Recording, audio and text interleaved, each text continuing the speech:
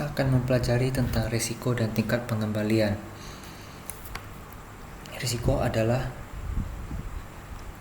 kemungkinan peristiwa yang tidak memungkinkan, suatu kesempatan terjadinya keuangan.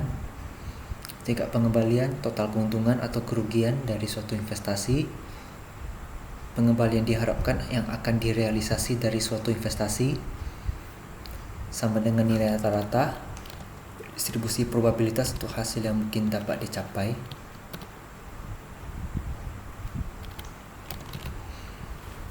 Jadi kalau kita bicara risk dan return, biasanya ada istilah umum yang sering diketahui, high risk, high return. Berarti semakin tinggi risiko, semakin besar juga tingkat pengembalian yang diharapkan. Ingin mendapatkan untung besar, harus mengambil risiko yang besar. Nah, ini ada rumus untuk menghitung tingkat pengembalian.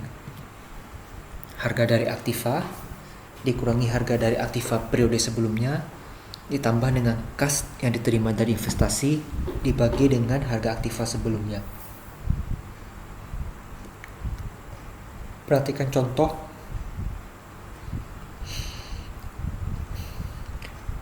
Yang A 430 16.000. Yang B 240 236 34.000. Ini kita masukkan ke rumus yang tadi ini. Jadinya seperti ini, dapatnya mesin A 11,5%, mesin B 12,5%. Meskipun mesin bubut B harganya turun sepanjang tahun, tetapi kas yang diterima relatif lebih tinggi, sehingga menghasilkan tingkat pengembalian atau return yang lebih tinggi daripada mesin A untuk periode yang sama. Jadi jangan lihat dari harga jualnya juga ya, kita lihat dari return yang diberikan. Kemudian untuk resiko, kalau perhatikan ada 3 profil resiko untuk seorang investor. Yang pertama, risk indifferent, investor yang mengabaikan risiko.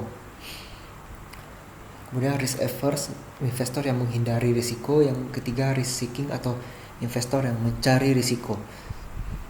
Biasa yang ini sangat tinggi nih tingkat pengharapannya untuk pengembalian investasinya. Kalau yang satu, dia tidak mau ada return karena dia tidak mau ambil resiko. Yang kedua, dia menghindari. Kalau menghindari biasanya lebih stabil ya. Dia mencari instrumen investasi yang pasti akan memberikan return, tetapi memang nilainya biasanya akan lebih kecil. Nah, risiko kalau semakin ke kanan semakin besar, kalau pengembalian atau return semakin ke atas semakin tinggi. Jadi orang yang risk seeking atau mencari risiko, perhatikan dia mengambil risikonya sangat besar ya, semakin ke bawah dia. Risk averse berarti menghindari risiko.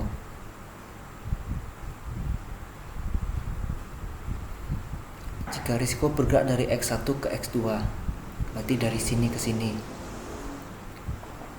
Bagi manajer, mengabaikan risiko yang diinginkan tidak berubah. Bagi manajer yang menghindari, risk averse,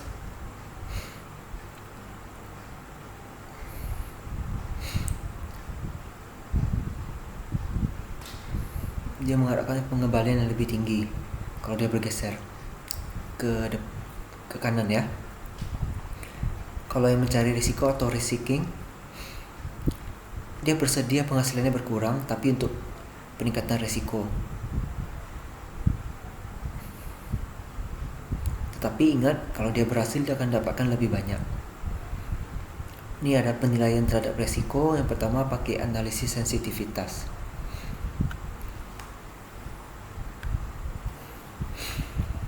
Optimistik kurang pesimistik. Itu untuk mencari range-nya. aset A kalau kita investasikan pada instrumen gini, kita punya dana, kita investasikan pada aset A dan pada aset B. Ini adalah peluangnya untuk masing-masing instrumen investasi. Range-nya kan berarti optimis kurang pesimis. Berarti 17 kurang 13 dapatnya 4, 23 kurang 7 dapatnya 16. B itu 16% dia lebih beresiko dibandingkan aset A. Padahal kalau kita hitung secara rata-rata sama ini. Rata-ratanya sama-sama 15% ya. Jadi itu pakai metode range. Kalau belajar di statistik bisnis, range itu merupakan pengukuran dispersi. Kalau pertemuan sebelumnya pengukuran dispersi yang kita gunakan adalah standar deviasi. Ya boleh juga, tidak masalah. Yang penting semuanya sama, itu untuk mengukur risiko. Ini pakai analisis distribusi probabilitas. Ini masih sama nih angkanya 13, 15, 17. Yang ini ya. Kalau ini yang B 7, 15, 23. Ya, karena jaraknya lebih jauh ya B lebih beresiko. Ini kalau pakai probabilitas kontinu.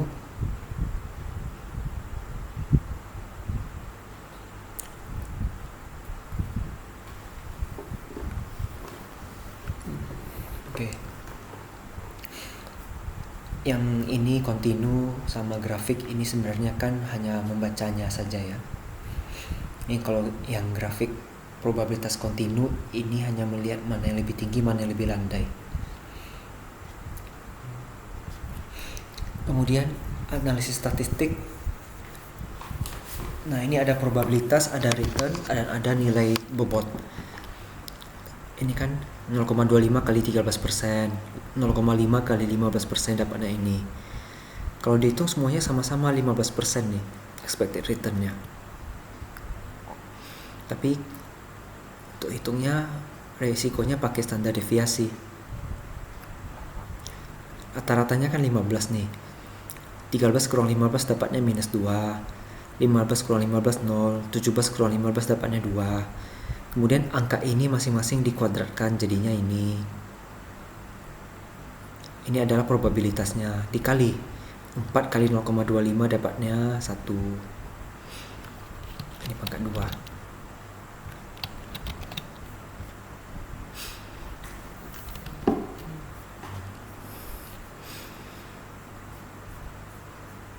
Ini persis seperti menghitung standar deviasi pada mata kuliah statistik bisnis ya. Udah dapat dikali, kita jumlahkan lalu diakarkan dapatnya 1,41%. Yang aset P juga sama, nanti dapatnya 5,66%. Semakin tinggi standar deviasi berarti semakin tinggi risikonya. Berarti B yang lebih tinggi nih risikonya. Ini ada contoh lain.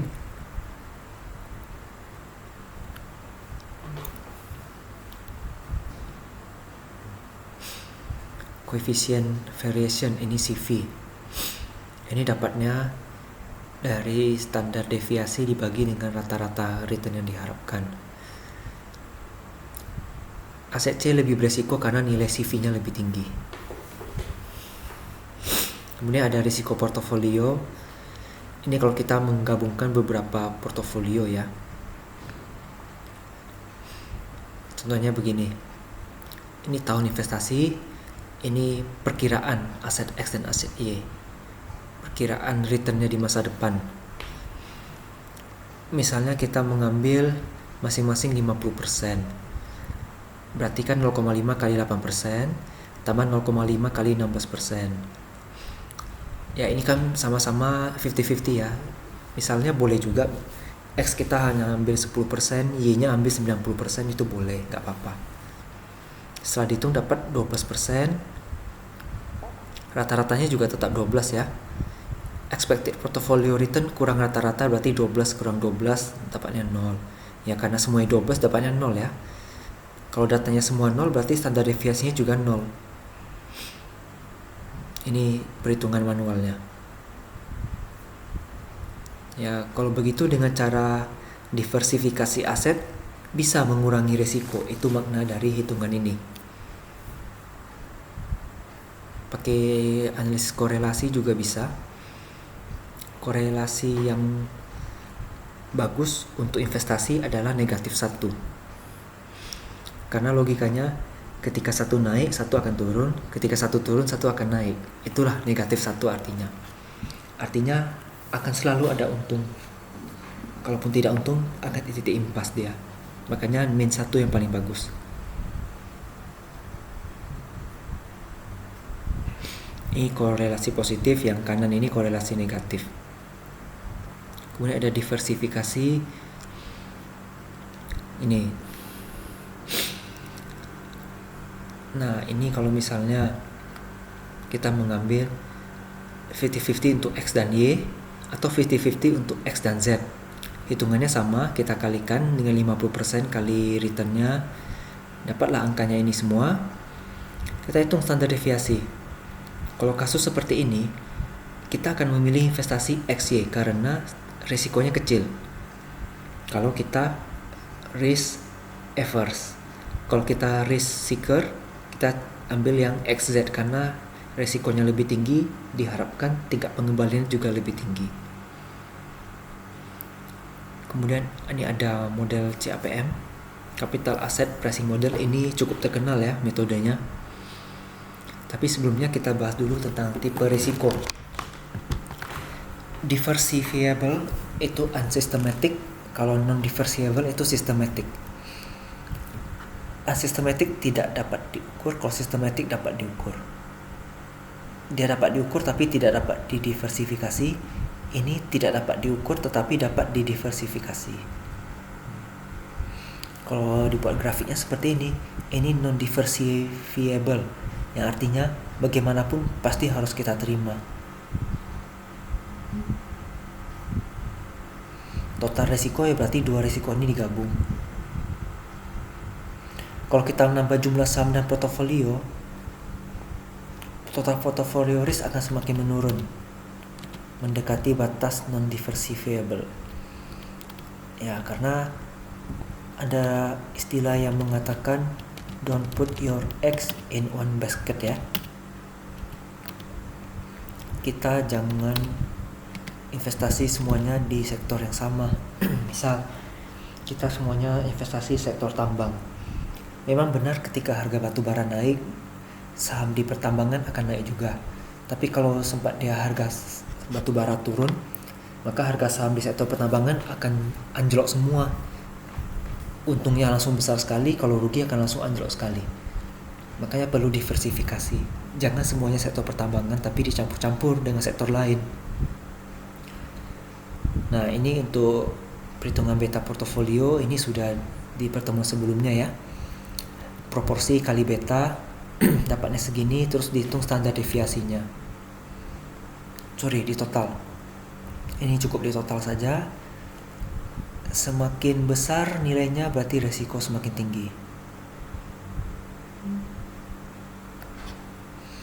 Tingkat pengembalian portofolio V lebih responsif terhadap perubahan dalam pengembalian pasar dan lebih beresiko. Ini ada persamaan CAPM. Ini pengembalian untuk aktiva yang kita inginkan.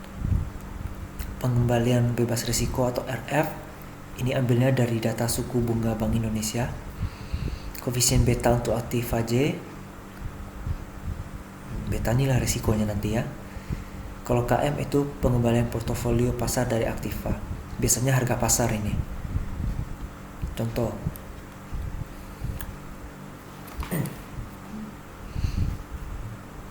Betanya 1,5, pengembalian bebas risiko 10%, berarti RF ya. Pengembalian pasarnya RM berarti 14% atau KM. Kita masukkan ke rumus dapatnya 16%. Artinya gini, dengan tingkat suku bunga bebas risiko 10% dan nilai betanya 1,5, maka tingkat pengembalian investasi yang bisa kita harapkan adalah minimal 16%. Karena kalau di bawah 16%, ngapain kita mengambil investasi ini? Mending kita mengambil investasi deposito saja logikanya. Karena tingkat pengembalian bebas risiko itu umumnya mendekati suku bunga deposito. Deposito kan kita tidak perlu mikir terlalu banyak risiko, uangnya pasti dapat. Tapi kalau kita investasi di instrumen lain, apalagi dengan BJ-nya 1,5, ya tentu kita ingin mengharapkan yang lebih tinggi kan. Jadi kalau tidak 16% hasilnya, ya sudah, tidak usah diinvestasikan. Itulah yang dimaksud dengan analisis CAPM. Semakin tinggi beta, semakin tinggi pengembalian yang diinginkan. Semakin rendah berarti tingkat pengembaliannya juga semakin rendah. Ini komentar umum tentang CAPM. Tidak berlaku untuk semua aset karena asumsinya kurang realistik. Ya, karena kalau di model ekonomi biasanya ceteris paribus atau faktor lain dianggap tetap. Padahal faktanya sebenarnya faktor lain itu kan memang selalu bergejolak ya. Ini salah satu contohnya. Sedikit investor yang punya informasi dan harapan sama atas sekuritas. Yang nggak bisa gitu, karena investor tuh ada banyak dan ekspektasi mereka terhadap sekuritas itu juga berbeda-beda. Kemudian tidak ada pembatasan investasi. Ya ini kan ada ya. Tidak ada pajak yang nggak mungkin. Tidak ada biaya transaksi itu juga tidak mungkin.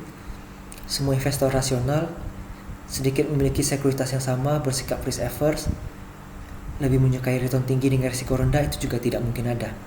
Jadi ini asumsi pada pasar yang sempurna. Ini dikatakan efisien market ya. Kalau kita bicara efisien market, itu ada 3: pasar lemah, pasar semi kuat, dan pasar kuat. Asumsi ini semuanya adalah pasar kuat. Makanya terlalu indah ini asumsinya. Kenyataannya tidak mungkin bisa seperti ini ya. Oke, kita lanjut. Ini ada latihan, bentuknya seperti ini.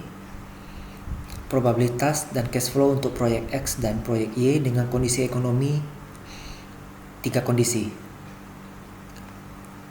Nah, kalau sudah kita hitung, dapat standar deviasi, dapat coefficient variation atau CV-nya. Ini yang paling rendah proyek X ya, berarti resikonya lebih rendah. Proyek Y resikonya lebih tinggi. Kalau proyek yang paling menarik, kita lihat dulu. Bagi investor yang suka mencari resiko, dia akan cari yang Y. Tapi kalau dia penghindar resiko, dia akan pilih yang X.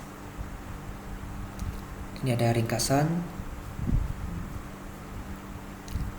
Ini ada pengertian resiko.